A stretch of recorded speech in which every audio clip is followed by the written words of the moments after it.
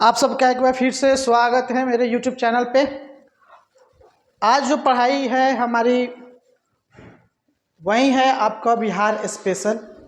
देखिए, जो भी टीचर्स का एग्ज़ाम दे रहे हैं बीपीएससी के थ्रू, आयोग जिनके भी एग्ज़ाम ले रही है, वे सभी ये समझ लें कि बिहार का प्रश्न आएगा तो आएगा। खासकर वे जो 1 to 5 का एग्ज़ाम दे रहे हैं, उसमें 5th क्लास में एक चैप्टर है दर्शनीय स्थल करके, ठीक है। यानी बिहार के टूरिज्म के बारे में पढ़ना है आपको, सबसे इम्पोर्टेंट चीज़। और चूंकि आपको इस सिलेबस में ये स्पष्ट लिखा हुआ है कि आपकी जो लेवल होगी वह आपके किस क्लास वर्ग के आप एग्ज़ाम दे रहे हो उसकी लेवल से नहीं होगी, आपकी योग्यता उस पद के लिए जो है उसके अनुरूप होगी। मतलब 10th+2, ठीक है ना, यानी 12th स्टैंडर्ड की होगी या ग्रेजुएट लेवल की होगी। तो इसमें जो है हम सिर्फ बुक नहीं देखेंगे, बुक के अलावा सभी चीज़ों को कवर करना आवश्यक होगा। हम इसको शुरू करें। दूसरी चीज़ जो है, आज की जो क्लास है, मैं आपको अगर आप बताना चाह रहा हूँ, यदि आप सीरियस स्टूडेंट हैं तो आपको ये पूरा वीडियो देखना होगा, पूरा का पूरा वीडियो देखना, नहीं तो आप हर छोड़ देंगे। इसके अंदर मैं जानता हूँ कि मैं आपको क्या पढ़ाने वाला हूँ, और मैंने पहले ही पिछले ही वीडियो में कह दिया है कि मैं वही पढ़ाऊंगा जो कि सिलेबस के अनुरूप है, सिलेबस में जो दिया गया है वही पढ़ाने वाला हूँ, ठीक है ना। और चूँकि मैंने ये भी बताया कि मैं खुद इसका अभ्यर्थी भी हूँ, ठीक है ना, मैं नवनियुक्त शिक्षक भी हूँ, और उसके बाद अब क्योंकि बीपीएससी नियमित कर रही है तो मुझको भी देना आवश्यक है, तो मैं वही पढ़ा रहा हूँ फिलहाल में जो सिलेबस में दिया हुआ है। सिलेबस के बाहर की कोई बात नहीं करने वाला हूँ, तो आप इसको सीरियसली पढ़ें, ठीक है ना। सीरियसली मतलब अगर आप पढ़ रहे हैं तो पूरी इस वीडियो को देखें, आपको काफ़ी लाभ मिलेगा, कहीं दूसरी वीडियोस आपको देखने की आवश्यकता नहीं पड़ेगी, ठीक है ना। और दूसरी जो चीज़ है कि आप लोग लाइक नहीं करते हैं, ठीक। आप लोगों से मेरा निवेदन है कि आप लोग इसको लाइक करें, जो भी अभ्यर्थी हैं उसको शेयर करें, उनके पास शेयर करें ताकि इनका लाभ मिल सके, ठीक है ना। चलिए क्लास को शुरू करते हैं। तो सबसे पहले हमारा जो ये है चैप्टर है वह बिहार स्पेशल में टूरिज्म से रिलेटेड है, ठीक है ना। टूरिज्म, देखिए भारत में ठीक है ना, कई सारी प्लेस को टूरिज्म के रूप में बनाया गया है, वह जो है मानव निर्मित भी है। इसके अलावा भारत के अंदर बहुत सारी विविधताएं पाई जाती हैं, जो कि पर्यावरणीय विविधताएं भी हैं। इस बिहार के अंदर धार्मिक विविधताएं भी पाई जाती हैं। कई सारे धर्म बिहार में रह चुके हैं, जिसका संबंध जैन धर्म से भी है, बौद्ध धर्म से भी है, हिंदू धर्म से भी है, मुस्लिम धर्म से भी है, सिख धर्म से भी है। तो कुल मिलाकर जब हम इतिहास को जानते हैं, बिहार के इतिहास को, तो इसमें सभी धर्मों से रिलेटेड बिहार जो है पूरी तरीके से भरा पड़ा हुआ है। तो इसमें हर धर्म की चर्चा करेंगे कि किसका पर्यटन स्थल कहाँ पे मौजूद है, ठीक। दूसरी चीज़ जो है, इस वीडियो के अंदर आपको जैव विविधता, वन्य जीव अभयारण्य, ठीक है ना, इन सारी चीज़ों को कवर किया जाएगा, और सिर्फ ना ही कवर किया जाएगा, उसके डिटेल चर्चा भी की जाएगी। तो इसको लास्ट तक आप देखिए, काफ़ी इसमें आपको ज्ञान मिलेगा, कहीं दूसरे जगह भटकने की आवश्यकता नहीं पड़ेगी। चलिए, तो सबसे पहले मैं आपको बता दूं कि यहाँ पे 3 तरह से टूरिज्म का विकास किया गया है, ठीक है ना। 3 तरीके से किया गया है, थोड़ा इसको समझ लेते हैं। हालांकि अगर हम बात करें तो टूरिज्म 2 तरह के ही होते हैं, एक इंटरनेशनल लेवल के टूरिज्म प्लेसेस होते हैं, एक डोमेस्टिक, ठीक है ना। डोमेस्टिक का तात्पर्य वह है जो सिर्फ मतलब हमारे इस देश के अंदर की मतलब वो आवश्यक की चीज़ें हों, ठीक है ना, जो विदेशी लोग यहाँ पे उसको मतलब ज़्यादा महत्व न देते हों। और इंटरनेशनल टूरिज्म का मतलब वो है कि जिसका लेवल जो है वो इंडिया से बाहर के विदेशों से भी वहाँ उसको मान्यता दी गई है, या विदेशों की संस्कृति से कहीं ना कहीं वह मिलता जुलता हो, ठीक है। तो ऐसे में हो सकता है। आइए इसको समझते हैं। सबसे पहले हम डोमेस्टिक को भी छोड़ते हैं, सबसे इंपॉर्टेंट होता है इंटरनेशनल, ठीक है ना। इंटरनेशनल में सबसे पहले आप मुझको ये बताएं, आपने पढ़ा होगा, ठीक है ना, आपने पढ़ा होगा महाबोधि मंदिर। चलिए बताइए महाबोधि मंदिर कहाँ है, ठीक है ना। चलिए बताइए महाबोधि मंदिर कहाँ है, याद आ रहा है महाबोधि मंदिर कहाँ है, ठीक है। तो महाबोधि मंदिर जो है गया में है। कहाँ पे है? गया। गया कहाँ है? बिहार के अंदर है।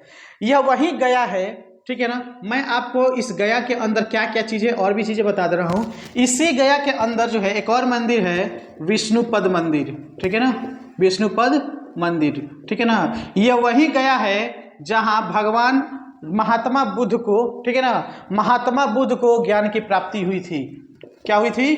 ज्ञान की प्राप्ति हुई थी। भाई लोग देख लो, जो चीज़ मैं पढ़ा रहा हूँ वो सिर्फ एक टॉपिक से रिलेटेड नहीं है, एक टॉपिक पे अनेक चीज़ों को मैं आपको बताऊंगा ताकि एक साथ सारी चीज़ें आप लोग को क्लियर और सटीक और चीज़ें जो है ये आपको जानकारी मिले, ठीक है। तो अभी तक जो भी सब्सक्राइब नहीं किया हो आप उसको सब्सक्राइब करो, लाइक कर दो, तब तक मैं इधर पढ़ा रहा हूँ, ठीक है। तो ज्ञान की प्राप्ति भगवान बुद्ध को यहीं पे हुई थी।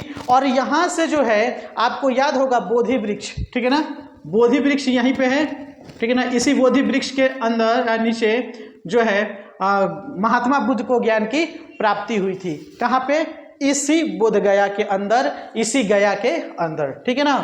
और जिस बोधि वृक्ष की बात की जा रही है आज के डेट में, इस बोधि वृक्ष की 5वीं पीढ़ी जो है अभी वर्तमान में चल रही है। 5वीं पीढ़ी जो है इस गया के अंदर, बोधि वृक्ष की 5वीं पीढ़ी अभी यहाँ गया के अंदर मौजूद है, ठीक है। आपको ये चीज समझ में आ गया। आपको बुद्ध से रिलेटेड एक चीज है, ठीक है ना, आप याद रखेंगे, बुद्धम शरणम गच्छामि, ठीक है ना। ये काफी जो है चर्चित श्लोक है, महात्मा बुद्ध द्वारा दिया गया, बुद्धम शरणम गच्छामि, ठीक है ना। और इसी जगह पे जो है इसी श्लोक को यूज किया गया था। और यही श्लोक आज के डेट में बौद्ध धर्मों में प्रार्थना के रूप में इसको प्रयोग में लाया जाता है, बुद्धम शरणम गच्छामि, ठीक है। बात समझ में आ गई? क्या समझ में आई? महाबोधि मंदिर कहाँ पे है? गया में है। वो महाबोधि मंदिर कहाँ है? गया में है।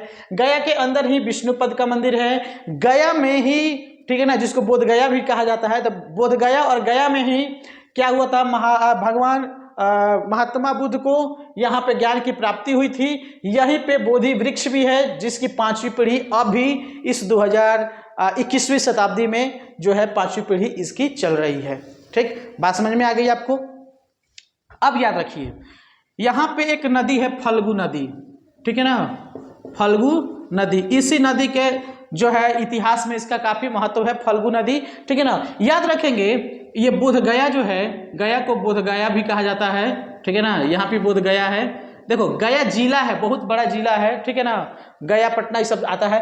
तो इसी के अंदर एक जगह है जिसका नाम है उरुवेला, ठीक है ना। इसको उरुवेला भी कहा जाता है, बोध गया को उरुवेला के नाम से भी जाना जाता है। बात समझ में आ गई? अब जो एक बात आप याद रखेंगे, ये महाबोधि मंदिर ये जो है इंटरनेशनल लेवल का भी है। मैंने बताया कि अभी इंटरनेशनल की बात की जा रही है, तो इंटरनेशनल लेवल में की है।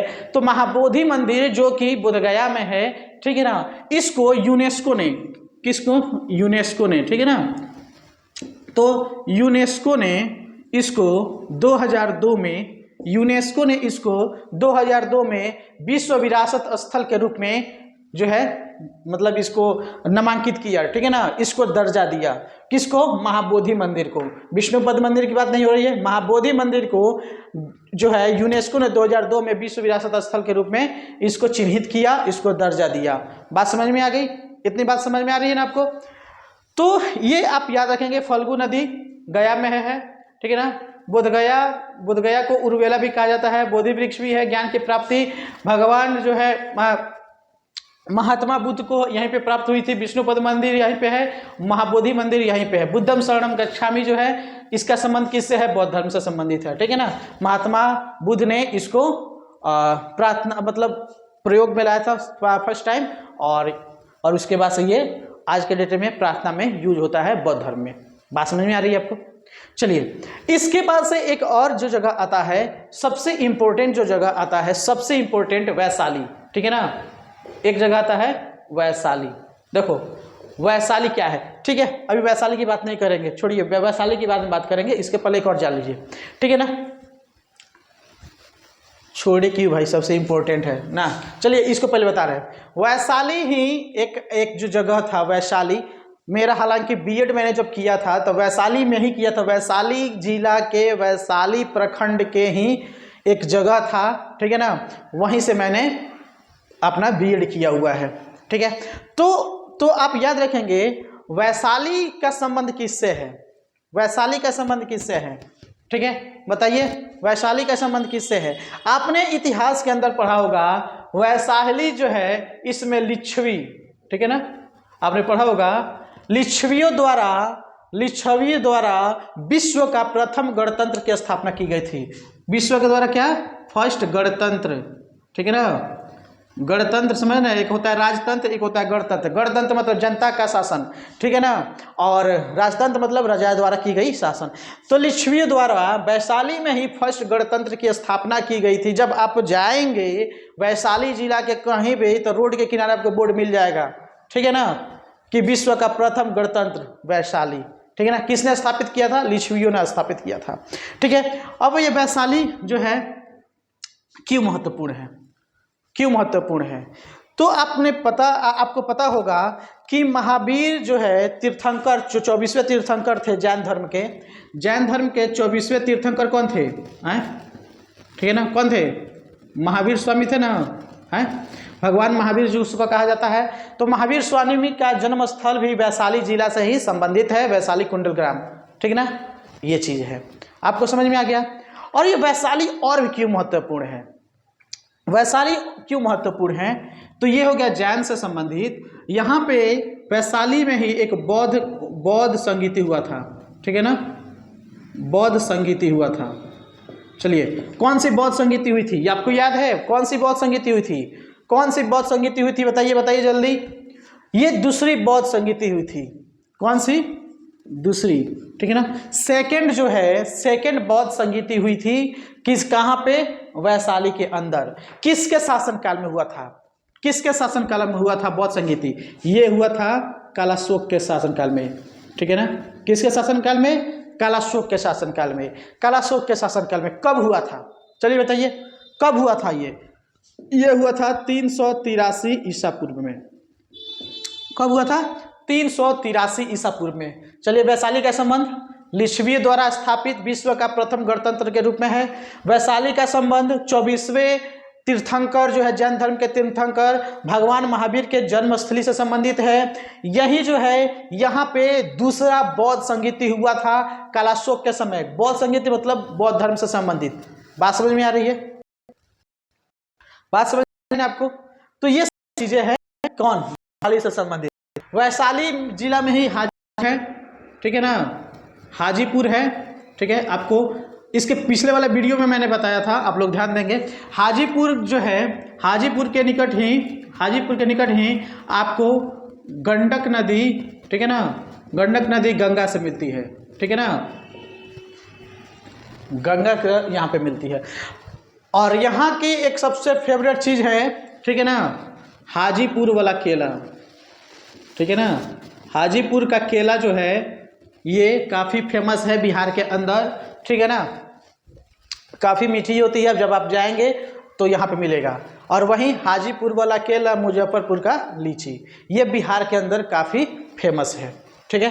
तो ये वैशाली जिला का जो है हाजीपुर आता है इसके अंदर, ये इसका मुख्यालय है, वैशाली जिला का मुख्यालय है हाजीपुर, ठीक है ना। और हाजीपुर से ही आपको पटना के लिए महात्मा गांधी सेतु का निर्माण किया गया है, ठीक है। बात समझ में आ गई। चलिए इसके बाद से आता है पटना। इसके बाद से इंपॉर्टेंट चीज़ जो आती है पटना। पटना के बारे में मेरा एक वीडियो है, पहले से अपलोडेड है, आप उसको देख लेंगे, ठीक है ना। पटना का स्पेशल एक वीडियो है, वो आप देख लेंगे। इसलिए मैं पटना को इसमें नहीं ले रहा हूँ, क्योंकि पटना का जो डिटेल है वो काफ़ी विस्तृत है। मैं आपसे माफ़ी चाहूँगा, यहाँ पे थोड़ी लाइट की प्रॉब्लम है। नेक्स्ट पार्ट में इसके आगे मैं बता रहा हूँ।